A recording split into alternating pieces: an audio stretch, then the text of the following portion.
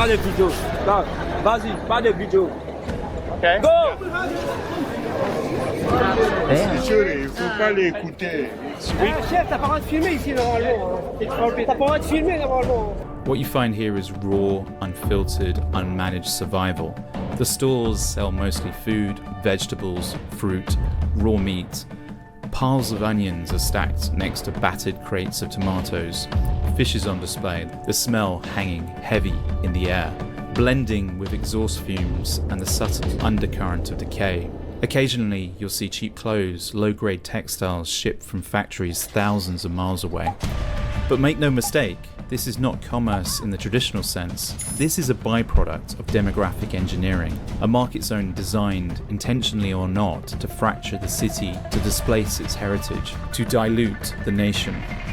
People call this multiculturalism, but that word has been weaponized to conceal the truth. What's happening here is not cultural exchange, it's the construction of an economic zone carved out of the city's fabric, where the French language is barely heard, where customs of the Republic vanish behind a sea of transient faces. But there's another layer beneath the fruit and fish, the crime, petty theft, pickpocketing, trafficking. The locals know it, the authorities tolerate it, pretty much ignore it. The tourists, of course, avoid it, and for those of us who dare to film it, resistance is immediate. Chef, t'as pas le droit de filmer ici normalement. T'as pas le droit de filmer normalement. C'est interdit ça. Non, mais t'as pas le droit de filmer, tu filmes. Non. Filme pas. Mais il filme, pas filmer comme ça. C'est pas la police. I'm a tourist. Non. As soon as they invade a country, and I'm talking about the immigrants, and most of them are Muslims, they feel so entitled. Even though you're from there, they say to you what you can and cannot do. That's crazy. And I saw many videos of these European guys going around Europe, and every time it's the immigrants that arrest you, don't want you to film, try to rob you. It's every time. It's not like racism. Bro, you guys do that. Why should I stay silent if you guys do that? So, ignore that guy. Can I speak with you? Yeah, sure. When I go to Istanbul Yeah. last year, Yeah. I got on the tram with my wife. Take film. Yeah, sure. But this is Paris. Paris is fine. The certain Turkish woman take me my phone. Okay. Okay. But that's Istanbul. That used to be called Yes. Constantinople. But it's It used to be Christian. Now it's Islamic. Here is still a Christian country where freedom of press is still allowed. Yes. Exactly. Exactly. Yeah, yes. There's no Sharia law in Europe, thanks to God. Still allowed. We're in a public place. Don't worry. Where are you from originally? I was born here, Yeah, but where's but your... I am from Algeria. Algeria, yeah. Yes. In Algeria it might be forbidden, but in Paris it's fine. Where do you come from? I'm an Englishman. English? English, yeah. Anglais? I have brother to live Leighton. Leighton. Oh, Leighton, East London. Yeah, very. Leighton. I know Leighton, East London. Yes. East London. East London. Very diverse area, Leighton. Okay, I could have, but the life is very expensive. I know. There is a lot of pickpockets. I know. Be careful. Yeah, I can't imagine why. I will be very careful. How refrigerated do you think that is?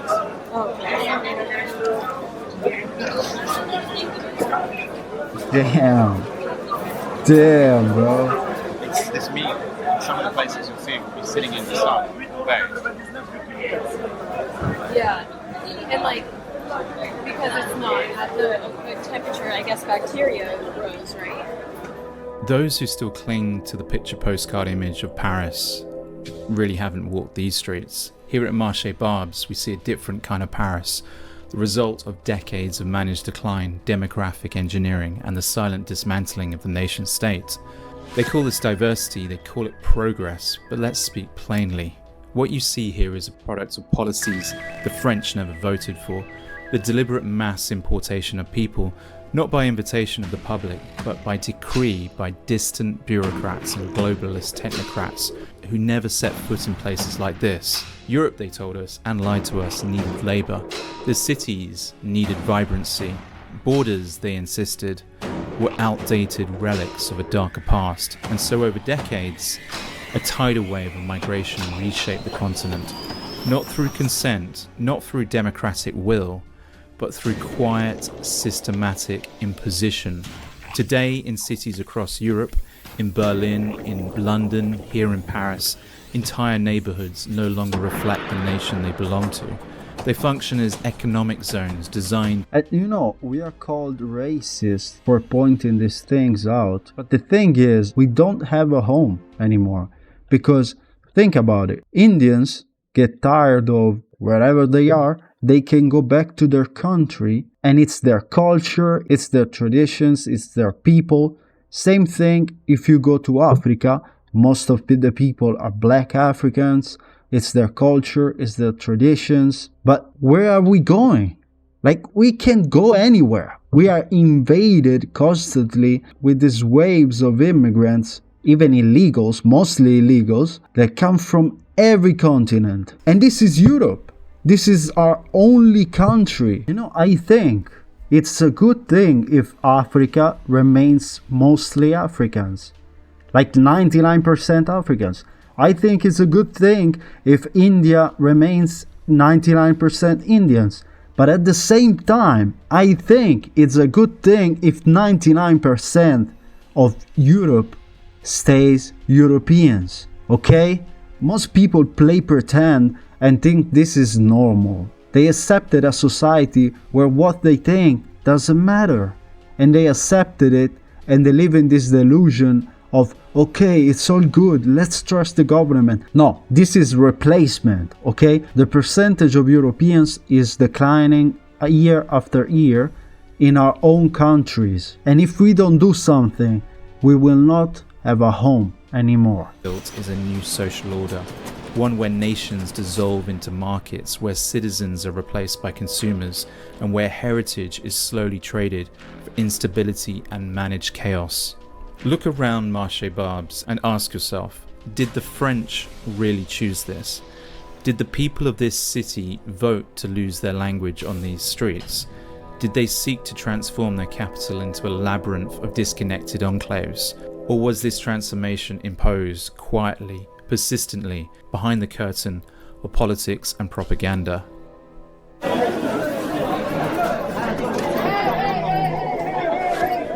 Here we go, these guys right here, probably we didn't see them back there because the police would have made an appearance. These guys don't have licenses, and this guy's going to be, now he's going to say, yeah. So if you want to get something even cheaper, then over... So the people Really?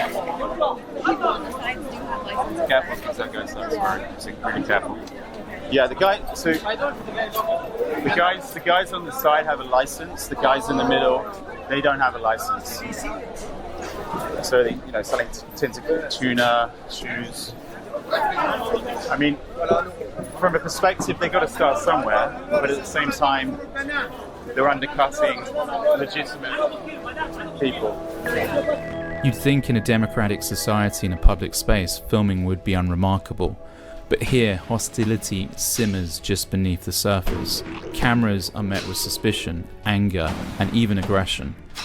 One has to ask, what is being hidden? Or perhaps more bluntly, what has been allowed to... I've been in markets like this. There's a lot of them in Europe. And, most of these people are illegal. Even the sellers. A lot of them have the license, but at the same time, a lot of them don't. Why? Because the police don't go there. Like, the police doesn't check these people, Once they're there, they place their thing, and then at the end of the day, they go. So nothing is gonna happen to them. Do you think they're gonna give you a receipt? And this is really bad for the economy of the local people, because this is cheaper. Obviously, the quality is extremely low. But the thing is, a lot of people don't have money anyway, so they will go for the cheaper quality for a lesser price. Fester under the guise of social cohesion.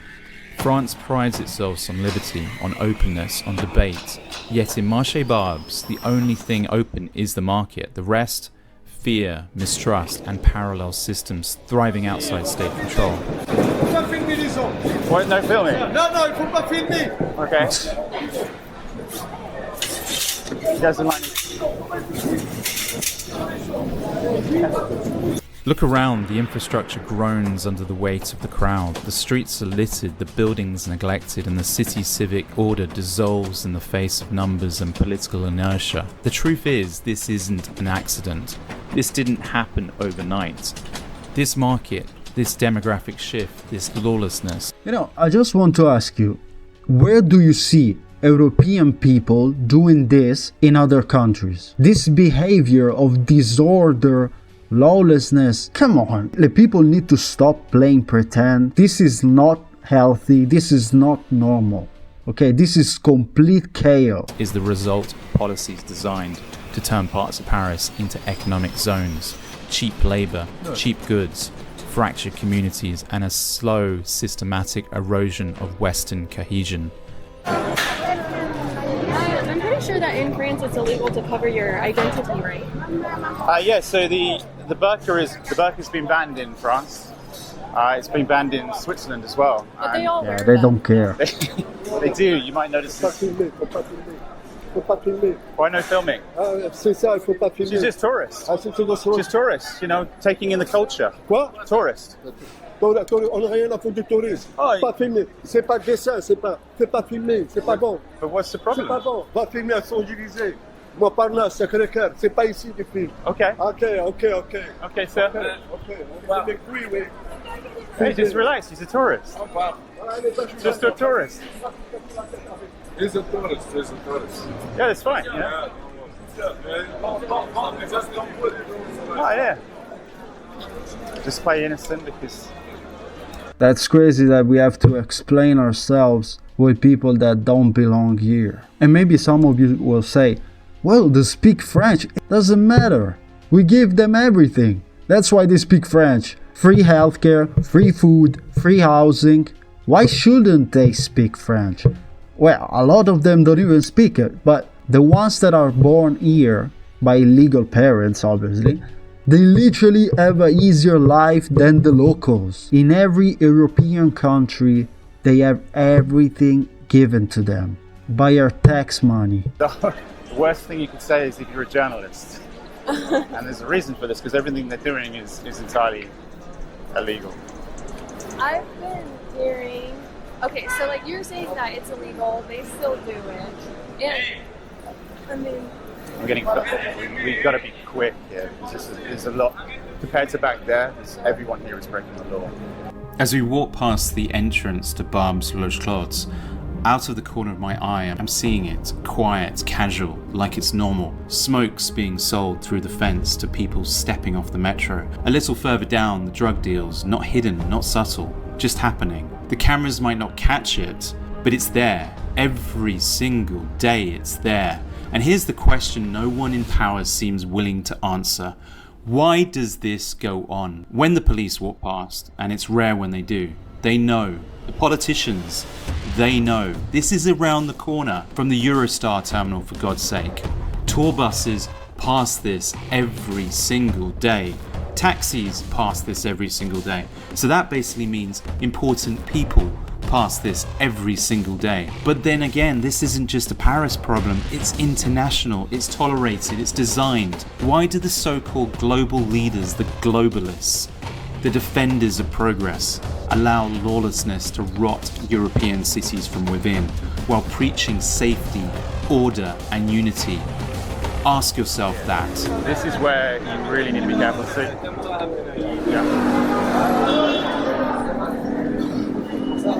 C'est combien? C'est combien? 10 euros.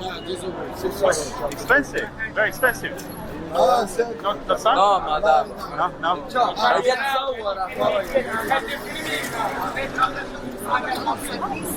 This year.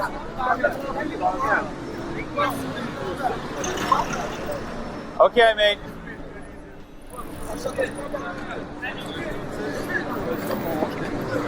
they probably want to steal the camera too. So Oh, that absolutely. They don't have top footage. Yeah. Europe is our only home. It's not just geography, it's blood, history, memory, and sacrifice layered over thousands of years. Africans have Africa, Asians have Asia, but Europeans Strip away Europe and we have nothing. The lie they sell is that Europe can survive with different people, different values, different loyalties, that borders are just lines, nations are just paperwork, and cultures can be traded like products. But history teaches the opposite. When the founding people are replaced by force, by policy, by negligence, the civilization dies, even if the land remains. Europe is great when the doors are ajar, not flung wide open, a sprinkling of hard-working migrants, people who are willing to adopt, to contribute, to preserve. They can enrich the story. But those who take, who drain resources, mock the culture, refuse to integrate, they don't just take food or shelter, they take the future. They extract trust, safety, identity, until Europe is unrecognizable to its own. And also, it's not only hundreds of thousands of them coming every year, millions of them, they having kids. So it's 10 times more, because they even have a lot of kids. How can you not see reality? We are already being replaced. It's too many of them. I don't care how it sounds. Europe was built by Europeans, and we want to keep our home. Descendants. We're told to celebrate this by the left, but celebrate what exactly? An imported market? A city in retreat? A society that no longer dares to speak its own language in its own capital? Here, the only thing fluent is the transaction, and the creeping certainty that the France of history, of heritage, is being methodically replaced. This isn't theory, it's happening. Demographics are destiny. You replace the people, you erase the nation, you lose Europe. There is no plan B. There is no next homeland. This is it. Behind the slogans of diversity and inclusion and diversity as a strength is a different reality, a carefully managed decline. Heritage is being traded for globalist economics. Culture displaced by engineered demographic churn. And the French avoid it. They retreat into the enclaves of what remains of their nation. Meanwhile, the market operates as a glimpse into the future, one where the city-state replaces the nation, where identity becomes transactional, and where Paris fractures into zones of convenience, disorder, and silent resentment. Marché Barbes doesn't reflect Paris evolving, it reflects Paris surrendering. Guys, let me know in the comments what you think. This guy is absolutely 100% right. And I don't even know how people cannot see reality. Should we just accept the fact that we work all of our lives to pay the housing, the food, and the Wi-Fi, the phones, the clothing, everything for other people instead of our families? Christ is the King. That's why our countries are so beautiful. Let me know in the comments what you guys think about all of this madness, and God bless you.